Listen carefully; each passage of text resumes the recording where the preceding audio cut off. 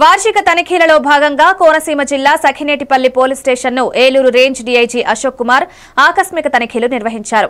స్టేషన్లోని రికార్డుల్ని క్షుణ్ణంగా పరిశీలించారు. అనంతరం మీడియాతో మాట్లాడుతూ సఖినేటిపల్లి స్టేషన్ పరిధిలో భార్యాభర్తల తగాదాలు, నకిలీ గల్ఫ్ ఏజెంట్ల బాధితుల కేసులు అధికంగా నమోదవుతున్నాయని, వీటిపై ప్రత్యేక దృష్టి సారించాల్సిందిగా సిబ్బందికి ఆదేశాలిచ్చినట్లు పేర్కొన్నారు.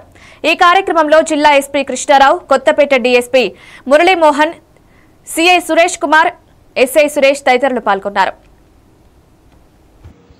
అసలు అట్లా కాకుండా ఎక్కడంటే అక్కడ నీళ్లు ఉన్నాయని చెప్పేసి నిమజ్జనానికి పోతే చాలా సార్లు మనకు తెలిసి చూస్తుంటారు. మీరు ఆ కాలంలో పడి జారిపోయి కొట్టుకోవడం జరుగుతూ ఉంటుంది. కాబట్టి ప్రజలు గమనించాల్సిందంటే ఎక్కడైతే అదరైజ్డ్ గా నిమజ్జనం పాయింట్స్ చెప్తారో అడ్మినిస్ట్రేషన్, పోలీస్ వారు కానీ కలెక్టర్ గారు కానీ చెప్పిన నిమజ్జనం పాయింట్స్ లోనే నిమజ్జనం చేయాలి. అదొకటి. తర్వాత ఈసారి మిలాడ్ నబీ ఫెస్టివల్ కూడా మనకి ప్రాఫెట్ మహమ్మద్ బర్త్డే కూడా వస్తుంది, 5వ తారీఖు వస్తుంది. నిమజ్జనం కూడా జరుగుతూ ఉంటుంది. వరుసగా 3వ రోజు, 5వ రోజు, 7వ రోజు, 9వ రోజు, 11వ రోజు, తర్వాత రోజులు కూడా నిమజ్జనం చాలా హెవీగా నిమజ్జనం ఉంటుంది.